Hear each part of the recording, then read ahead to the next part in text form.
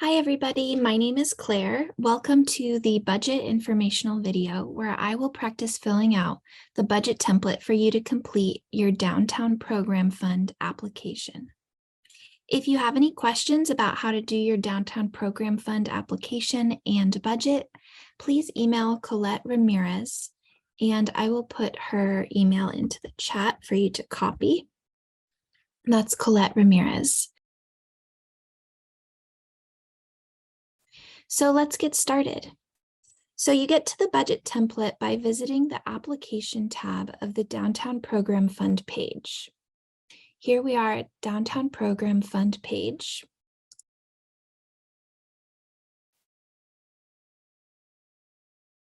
Scroll down. Here's the different tabs. Go to Application tab. So you can click on the list of application questions. When you're ready to actually apply, you'll click on the Downtown Program Fund application. But for now, under list of application questions, scroll down to the budget section to fill out your answers. Here's the budget section. Under number 15, use this attached template to fill out your budget and include with your application submission. So now I'm going to practice filling out the budget template with you. And don't forget that all of these instructions are also written down on this document linked here, how to create your Downtown Program Fund budget for step-by-step instructions. I already have the template opened up and started filling it out. I'm just going to walk you through this. Feel free to pause this video, go back, rewind, and listen to it again.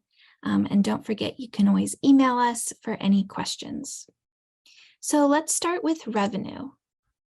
This is the money that we are bringing in for our proposed event. I always like to start with what I already know. So we know, for example, that we want $2,500 from the Downtown Program Fund. That is pending because we haven't received it yet. We are going to indicate that here as our organization's request. What else do we already know? Let's see, we know that we need volunteers to run the event. Volunteers would not be considered cash, but in kind because they are donating their time. Their time is valued at the federal rate of $29.95 an hour. We have 4 volunteers for 5 hours each, which is 20 hours total at $29.95 an hour. That equals $599.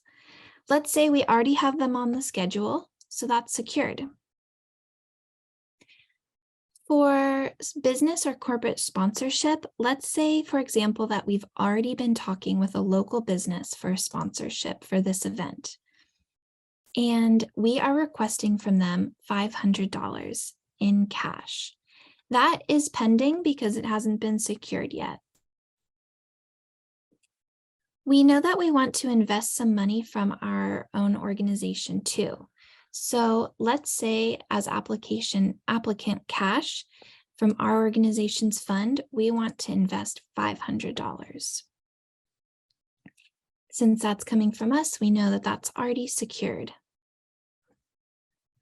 You don't have to fill out every single section of the revenue or expenses that comes with the template.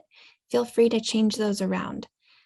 For example, maybe we didn't get any foundation grants for this particular program, so I chose to leave that one blank. Similarly, for program sales and fees, let's say that there are no tickets for this program, that we're not going to be getting any sales from people to attend this event or generating at the event. Just remember that if your event is not free to attend, a portion of the tickets must be offered for free or on a sliding scale, and you would indicate that here. So to be able to cover all of our expenses, we also know that we need to fundraise a little bit, especially because we're not getting any other grants or sales from this event. So under other, I chose to put here a fundraising event. Let's say our goal is $401 to fundraise. That hasn't happened yet, so that's still pending.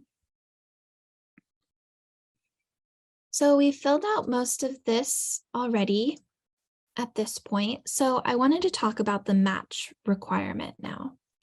So this revenue section is where we would indicate the amount that we are matching. So remember that we need to provide a one-to-one match amount with this grant. So the grant is for $2,500, which means we need to match $2,500. That's the one-to-one. Basically, we need all these boxes in revenue to match the downtown program fund box, this amount. These two boxes need to match. But luckily, this match section will automatically total.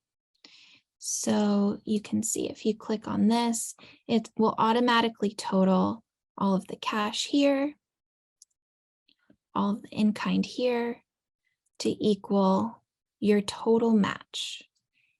And you just want to make sure that that is the same number as your organization's request.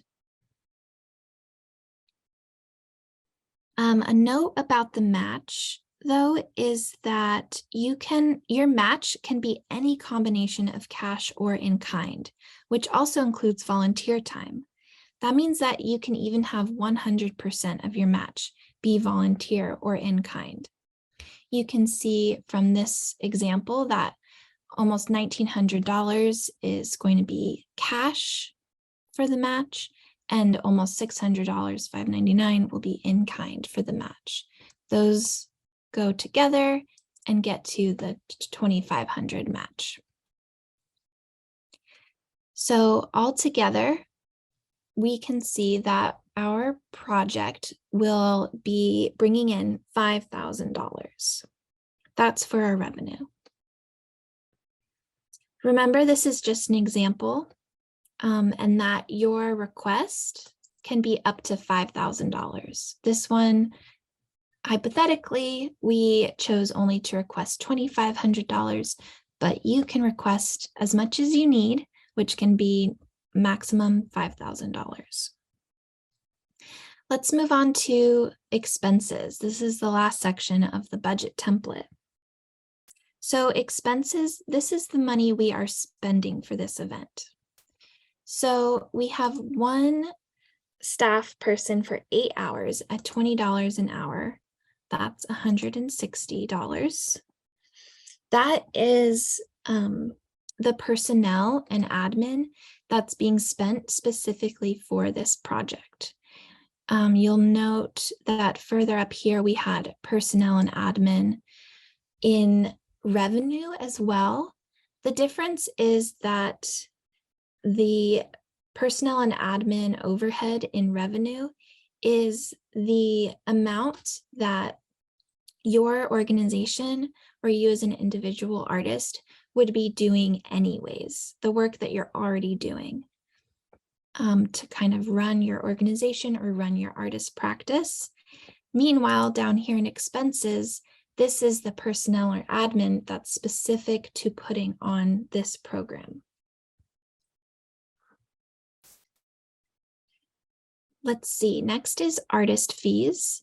So let's say that we have 2 performers for 5 hours each, and I already talked to them, for example, and found out that their rate is $125 an hour. So that equals $1,000.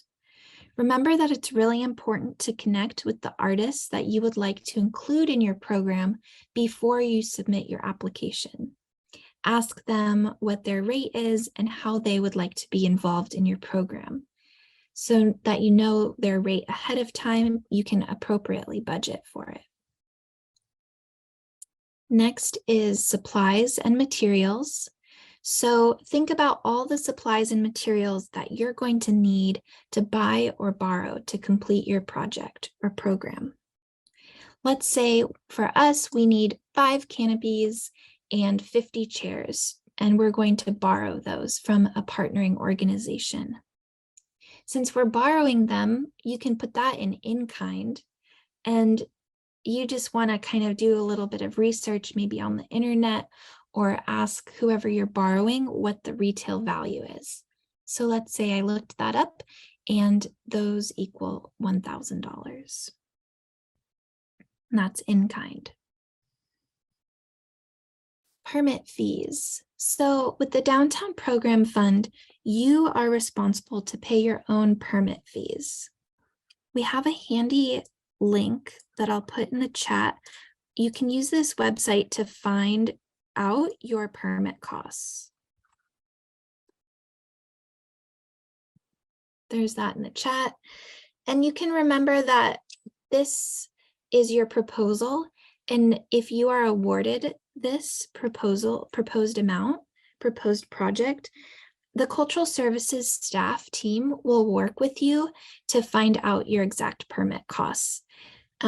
You're still responsible to pay those permit costs, but we will work with you to make sure you know which permits you need to have in hand to complete your program.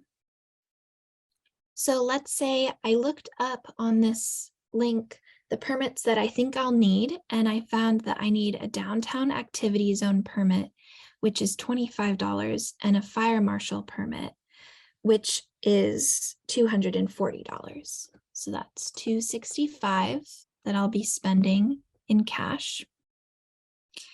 Next is production fees.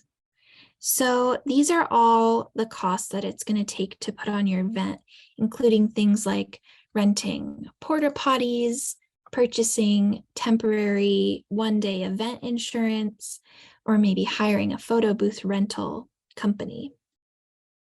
Let's say that our production total is $1,660. You might have more, you probably will have more production fees, so you can put that here under cash or in kind. Next is promotion and marketing. So similar to permit fees, you are responsible for doing all of your own marketing, but Cultural Services is here to support you.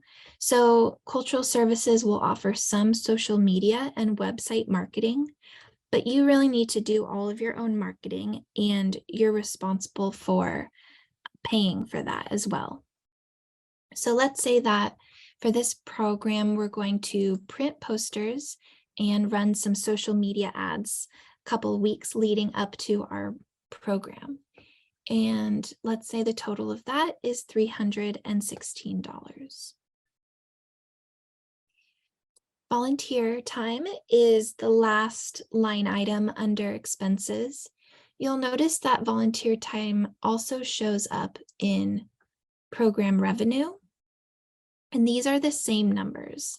We have 4 volunteers for 5 hours each at their federal rate for $599. That is the same here.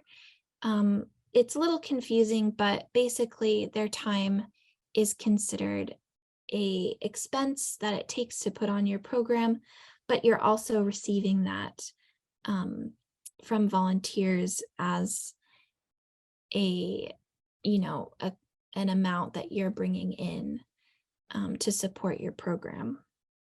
So you just put the same number there. If you have any other program expenses, feel free to add it here. And that's all of the line items. At this point, everything's automatically totaled. And so you can see that our project expenses matches our total project revenue. They're both $5,000. It's important that your revenue and expenses match. For this grant, they must match. And if they don't, just rework your budget and find where you can spend more or less, or ways that you can bring in more revenue to cover your expenses. In our handy step-by-step information document, how to create your downtown program fund budget, it also lists a couple of ideas of how you can bring in more revenue to cover your expenses. Things like fundraising events or reaching out to more businesses to get business or corporate sponsorships. So I really hope that this was helpful, that you can use this as a walkthrough as you're filling out your budget. That's everything I have for you today. We're really excited to see your proposals. Don't forget that they are due coming up soon. Where does it say it? Noon, Monday, February 6th. And you can email Colette Ramirez at cramirez@eugene-or.gov if you have any questions at all. Thanks so much and look forward to connecting with you.